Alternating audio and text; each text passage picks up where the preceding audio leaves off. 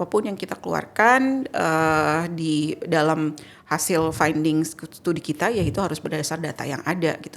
Walaupun mungkin hasilnya gitu ya tidak sesuai dengan yang diharapkan. Ketimpangan itu naik ya setelah krisis. Kalau dulu sebelum krisis 98 itu kita bisa dikatakan mungkin lebih merata gitu. Miskinnya. Itu kalau angka absolutnya 26,3 juta orang di Indonesia itu hidup di bawah garis kemiskinan.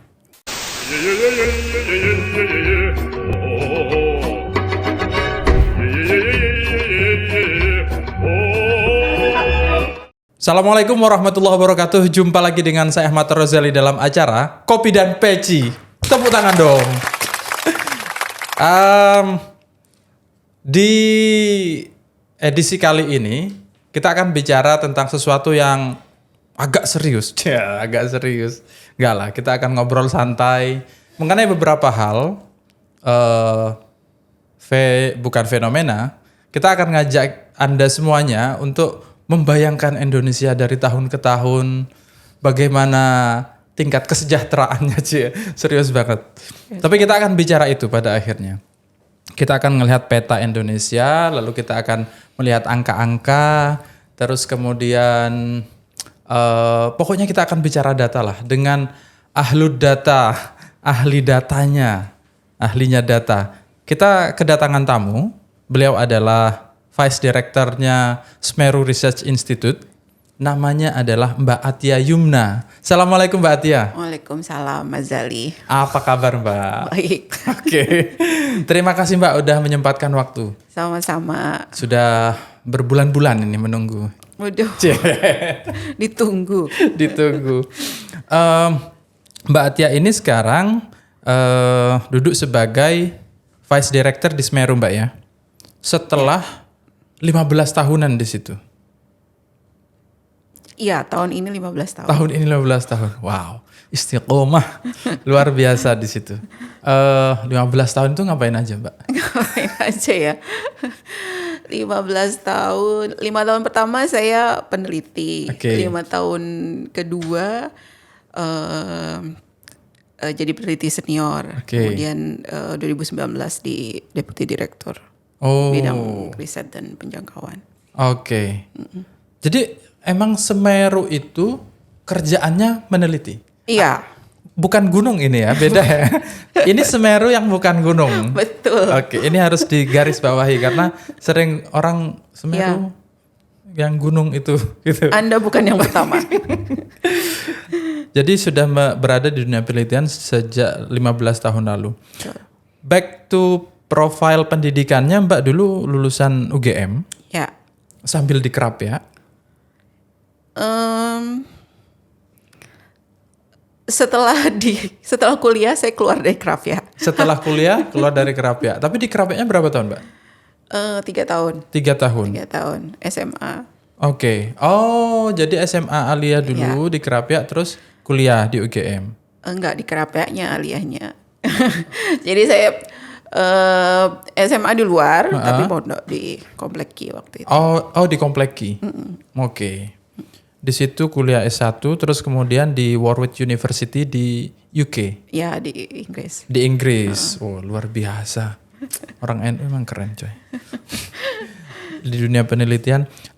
Kalau boleh tahu, Mbak, 15 tahun ini ada berapa banyak penelitian yang pernah dikerjain atau yang keren yang diingat itu apa aja?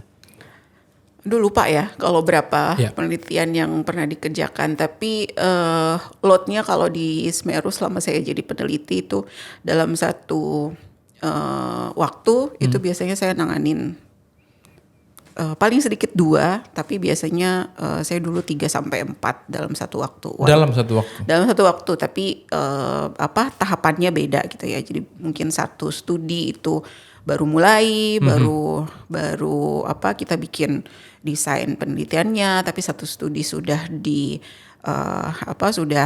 selesai pengumpulan datanya, ada satu studi lain mungkin sudah laporan, sudah reporting, kita tinggal revisi macam-macam. Studi lain mungkin udah selesai, tinggal presentasi, disiplinasi atau nulis jurnal. Gitu. Oke. Isu yang jadi main isunya Semeru itu apa? Oke, jadi saya cerita dulu ya, Semeru itu apa gitu. Nah, betul. Harus cerita. Iya, mungkin nggak banyak yang tahu juga tentang Semeru gitu. Mungkin ada yang belum tahu tentang Semeru. Semeru ini kita brandnya itu namanya memang Semeru ya, bukan. Jadi orang selalu iniin dengan nama gunung. Bedanya dengan nama gunung, kita tidak ada setelah S-nya, jadi langsung Semeru gitu, bukan Semeru. Bukan Semeru bukan ya? Semeru kan. Ya, itu adalah brandnya Semeru Research Institute. Nah, kami adalah lembaga penelitian independen. Independen ini dalam artian adalah kita tidak menerima pendanaan dari pemerintah. Maksudnya tidak dalam artian kalau kita tidak ada ini ya, tidak ada project gitu ya. Kita semua sekarang dulu kita menerima crowdfunding gitu, cuma dari beberapa donor waktu itu, cuma sekarang tidak ada, sudah pada menyedihkan ya Mbak ya. Iya, hidup menjadi lebih sulit sekarang. Di saat sampai jadi pejabatnya. Oh, iya sih, ininya itu ya, tapi ya gimana? Okay. Survival mode on-nya harus ditingkatkan. Nah, Semeru itu lembaga penelitian independen yang memang kita fokusnya di isu kemiskinan dan ketimpangan. Kemiskinan dan ketimpangan. Berdiri di 2001, jadi sekarang sudah 22 tahun ya. 22 tahun konsisten di isu itu, di kemiskinan dan ketimpangan. Lensa utamanya adalah kemiskinan dan ketimpangan. Jadi ketika kita bicara isu lainnya, itu kacamata kita adalah kita selalu melihat dari kemiskinan the poor ya, maksudnya yang kacamata orang miskin dan kacamata yang orang rentan gitu, vulnerable, poor and vulnerable. Nah itu niche market kita gitu ya, yang menjadikan Semeru itu berbeda dengan lembaga penelitian lainnya. Nah ini sebenarnya isu yang sangat berbeda dengan background pendidikan saya. Saya ekonom. Dulu S1, S2 saya ngambilnya makroekonomi dan moneter. Jadi Bu Sri Mulyani banget. Iya, gitulah. Dulu cita-citanya masuk BI atau mana gitu. Asik. Ya. Tapi anyway kemudian itu setelah masuk Semeru berbeda sama sekali 180 derajat karena yang saya utak-atik tiap hari di Semeru itu adalah sesuatu yang lebih mikro. Jadi kalau makro itu kan kita bicara kekayaan. Kekayaan. Namanya kekayaan itu kekayaan negara gitu ya, GDP. PDB gitu, PDB per kapita. Kemudian yang gede-gede lah gitu. Nah, ketika masuk Semeru yang kita utak-atik tiap hari ya konsumsi rumah tangga.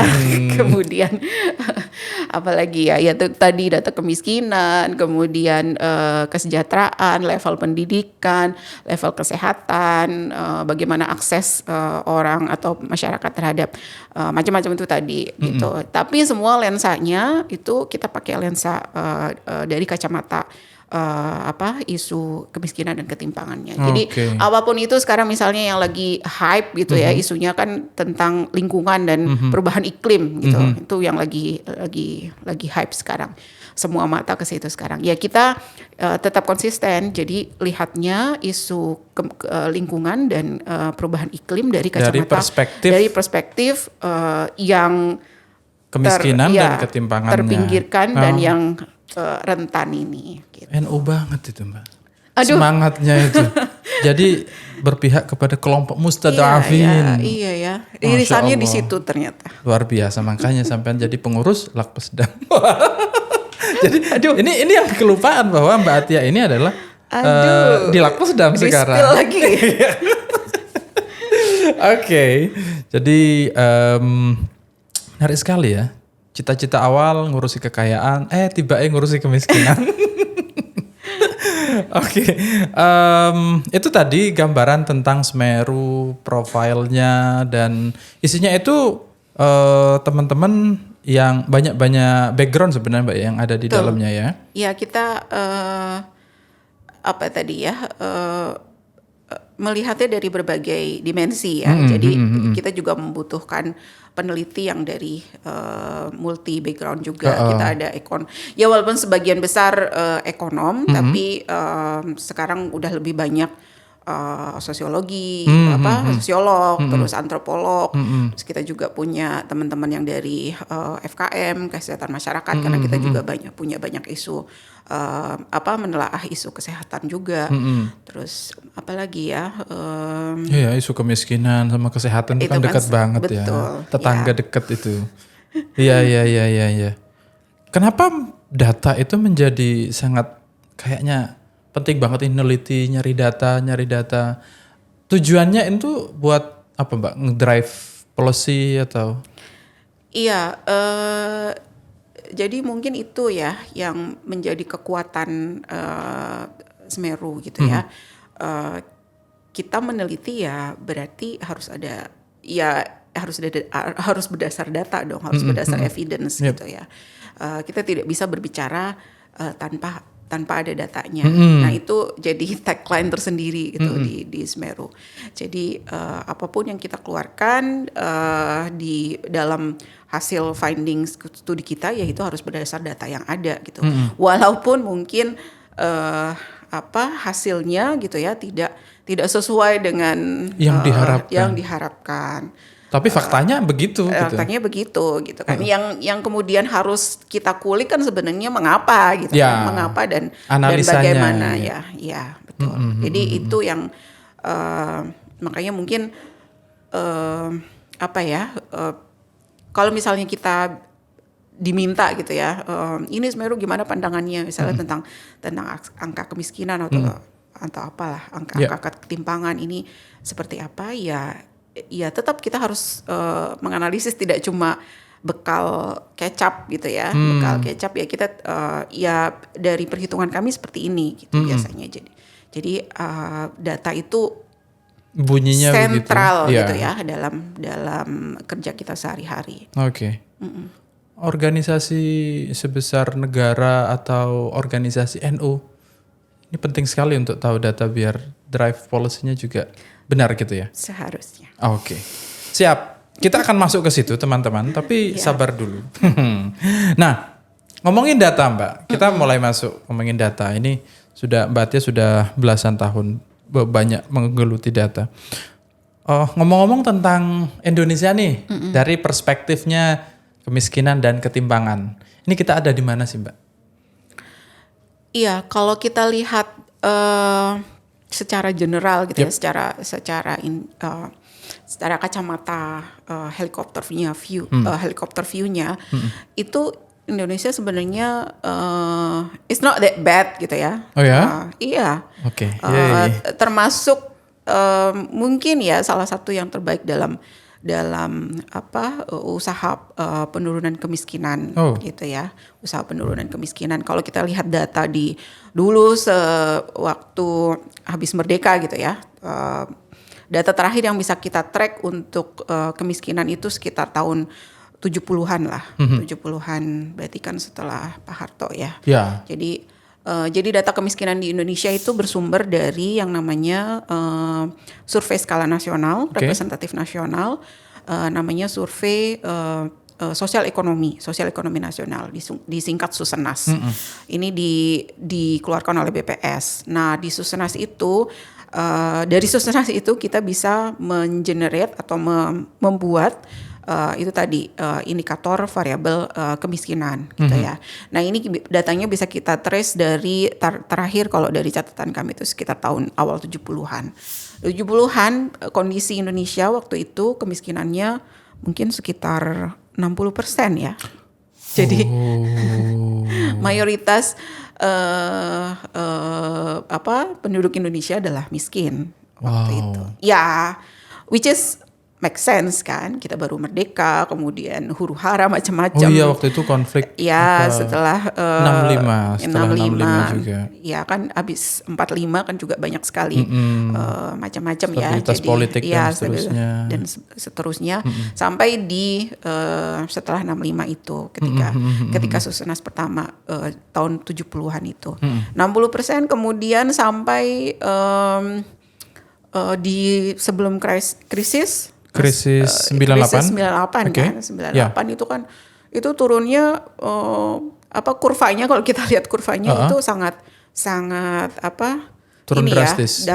Dari 70-an, dari 60% ini data terakhir gitu ya, sampai ke 98 itu sekitar waktu itu kita ininya adalah ya sekitar mungkin di bawah 20, mungkin juga di bawah 15 ini.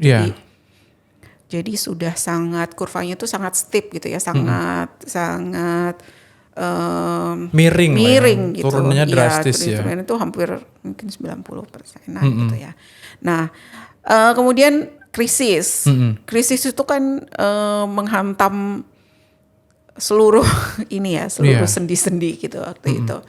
Jadi dan bisa ekspektasinya maksudnya ininya kemudian kemiskinan naik ya memang kemiskinan akhirnya naik waktu itu setelah krisis itu. Setelah krisis 99 2000. Makanya kemudian waktu itu pertama kali kita punya beberapa program. Kalau dulu kalau pernah dengar dulu namanya Jaring Pengaman Sosial, JPS. Oh, JPS. JPS itu adalah dulu diinisiasi pertama ya setelah krisis.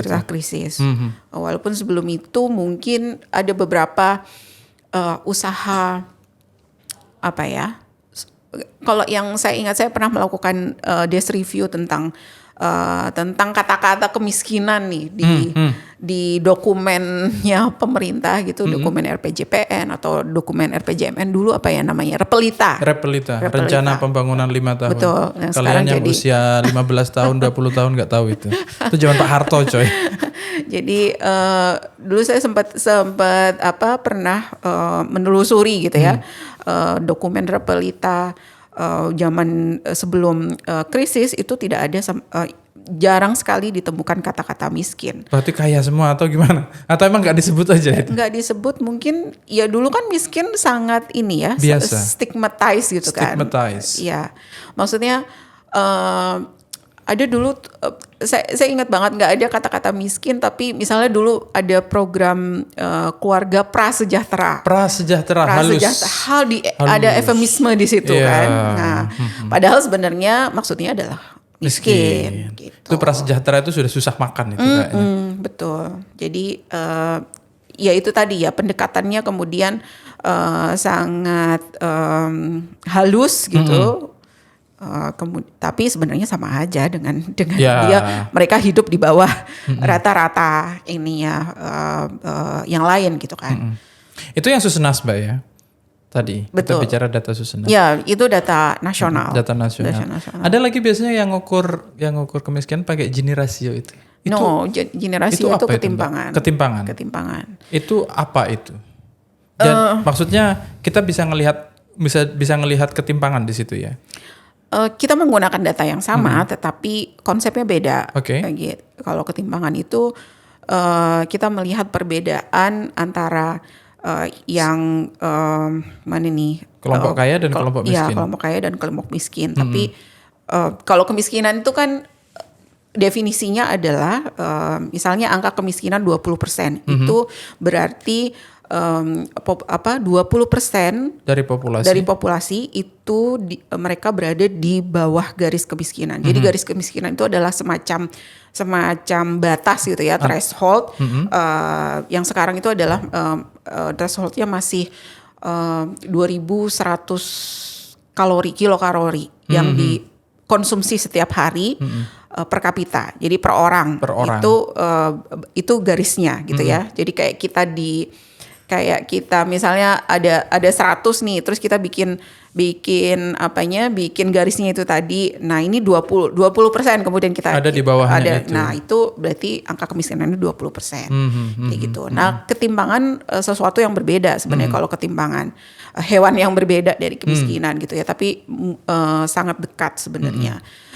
Kalau ketimbangan itu kita mengukur perbedaan antara yang miskin sampai yang kaya gitu. Kalau di situ kita sekarang ada di mana, Mbak? Kalau sekarang itu kita sekitar mungkin sebenarnya ada tren ketimbangan itu naik ya setelah krisis. Kalau dulu sebelum krisis 98 itu kita bisa dikatakan mungkin lebih merata gitu. Miskinnya.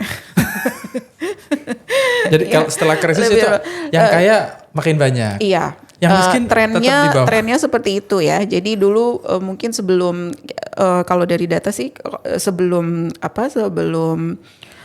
krisis itu sekitar 0,34 sampai 0,36 paling tinggi. Nah, sekarang setelah reformasi itu bahkan sampai ke 0,4 pernah kita di 2014 kalau nggak salah ya.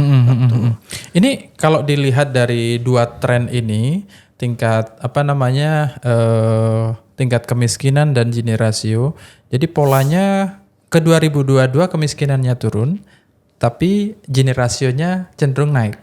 Cenderung stagnan. Iya. Kalau sebenarnya yang kalau kita lihat secara durasinya lebih panjang, trennya lebih panjang, itu kemiskinan kita sudah melandai ya, melandai dan stagnan sebenarnya. Kemarin sebelum COVID 2019 itu kita sudah di 1 digit. Itu adalah di bawah 10%, sekitar 9, berapa. Nah, waktu COVID itu naik lagi karena krisis lagi kan, dan itu juga hit the bottom gitu ya. Walaupun sebenarnya waktu COVID ini tidak hanya bottom yang terkena, tapi vulnerable yang middle class sebenarnya yang kemudian mereka jatuh miskin gitu. Iya, betul. Nah, itu lebih dari 1 digit lagi itu waktu COVID 2020-2021 dan sekarang untungnya kita sudah mulai recover in terms of angka kemiskinan ini ya. Sekarang sudah balik ke 1 digit lagi sekitar 9,6 di 2022 September 2022. Itu kalau angka absolutnya 26,3 juta orang di Indonesia itu hidup di bawah garis kemiskinan. Yang dikonversi misalnya kalau nggak salah sekitar berapa sekarang 300 sampai 400 ribu per kapita per hari. Per bulan. Per bulan. Iya. Oke. Itu gambaran Indonesianya. Betul. Begitu. Jadi lanskap Indonesianya kira-kira kesimpulannya sederhananya kalau dari data kemiskinannya Susnas itu kemiskinannya itu sudah cenderung melandai. Turun. Dan sudah agak lama berada di angka itu ya. Cuman kemarin kena COVID terus akhirnya ada fluktuasi. Ada fluktuasi kembali. Nah, di Gini rasionya juga begitu. Kayaknya cenderung stuck di bawah. Sekarang stuck di 0,38 sekitar 0,38. Ya, ada 0,84 2022, 2021 0,381. Artinya ya gitu-gitu dulu lah. Oke, ini menarik sekali. Itu baru kita membahas lanskap Indonesianya. Nah, karena ini podcastnya orang NU, Mbak. Pertanyaannya saya itu susah adalah. Susah nih kayaknya pertanyaannya. Pertanyaannya saya itu NU-nya di mana? Nah, ini kalau kita mau ngelihat nih pertanyaannya begini. Ini kan sering sekali ada klaim bahwa orang NU itu banyak yang miskin. Itu satu. Mungkin benar karena orang NU banyak, jadi banyak di mana-mana yang miskin banyak, yang kaya banyak. Terus dari apa yang bisa kita lihat dari NU itu, Mbak? Kalau boleh di-spill-spill lah gayanya. Di-spill-spill datanya teman-teman orang-orang NU itu. Iya, terus terang ini pertanyaan yang sangat susah ya. Harus. Iya. Jadi saya coba menjawab dengan hati-hati. Oke. Terus terang kita tidak bisa secara langsung berdasarkan ini kami, sepengetahuan kami, knowledge kami, itu kita tidak bisa melihat angka kemiskinan orang NU ini berapa gitu. Iya. Ya, kalau tadi kan 9,6 September 2022 itu agregat seluruh Indonesia gitu ya, keseluruhan seluruh Indonesia. Tapi kalau orang NU ini berapa nih angka kemiskinannya, itu kita terus terang saya tidak bisa jawab gitu ya. Dengan data yang ada. Karena kenapa tidak bisa jawab? Karena di Susenas itu kita tidak bisa mengidentifikasi mana yang NU, mana yang enggak? Iya, individu mana yang NU, mana yang tidak. Itu kelemahannya. Jadi itu tadi ya, berarti tidak saya memberikan catatan itu gitu di Susenas kita tidak bisa mengidentifikasi yang kita mana. Kita nggak bisa jawab itu dengan data Susenas. Dengan data Susenas, betul. Nah, tapi ada tapinya. Kalau kemudian kita ngulik-ngulik data yang lain, itu sebenarnya ada satu data yang sangat bagus sebenarnya di Indonesia, namanya. Jadi 42% ini dari tadi ya, responden yang mengaku Nahdien itu tadi, itu berada di 40 desil 4 terbawah, desil 40% terbawah. Hampir 60%, sekitar 56,7 yang itu orang NU ini tadi hanya pernah mengenyam pendidikan itu maksimal SMP.